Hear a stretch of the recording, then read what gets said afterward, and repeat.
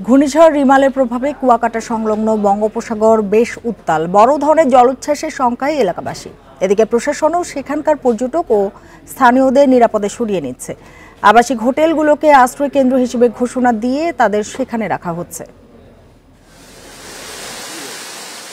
কুয়াকাটা সমুদ্র সৈকতের পশ্চিম বেড়িবাঁধ। ঘূর্ণিঝড় রিমালের প্রভাবে সমুদ্রের ঢেউ এসে পড়েছে সৈকতের বালিয়াড়ি থেকে 1 কিলোমিটার দূরে লোকালয়ের বাঁধে। ফুঁসে উঠেছে সমুদ্র, বড় বড় ঢেউ আসছে পড়েছে বেড়িবাঁধে। ঢেউয়ের তোড়ে ভেসে যাচ্ছে জিও ব্যাগ। সৈকত থেকে সরিয়ে আনা হয়েছে পর্যটক বসার চেয়ারগুলো। নিরাপদে নেওয়া হয়েছে দোকানপাট। মাছ ধরার ট্রলারগুলো নিরাপদে বেড়িবাঁধে তোলা হচ্ছে।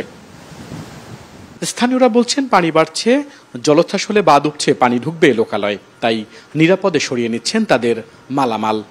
এখন সরাই নিয়েছি বন্যার কারণে, এখন এতে ভিতরে নিয়ে যাবো। আরো পানি বাড়বে, তো অনেক পানি হবে, আর কোনো শেষ নাই। বাতাসের পরিমাণ খুবই বাড়তেছে এবং পূবের বাতাস ভয়াবহ। সৈকতে থাকা পর্যটক এবং সাধারণ মানুষকে নিরাপদে সরিয়ে নিতে 703টি সাইক্লোন শেল্টার, 35টি মুজিব কেল্লা প্রস্তুত রাখা হয়েছে। এর পাশাপাশি কুয়াকাটার সকল আবাসিক হোটেল মোটেল ঘোষণা করা হয়েছে আশ্রয়কেন্দ্র হিসেবে। পানি উন্নয়ন বোর্ডের 700 মিটার বেড়িবাঁধ এই মুহূর্তে আমাদের নীলগঞ্জের গোয়েতলায় ক্ষতিগ্রস্ত আছে। সেখানে যদি ঘূর্ণিঝড় জলোচ্ছ্বাস আঘাত হানে, সেটির জন্য আমাদের geo bag, vacuum machine, labour পর্যাপ্ত প্রস্তুত করা আছে।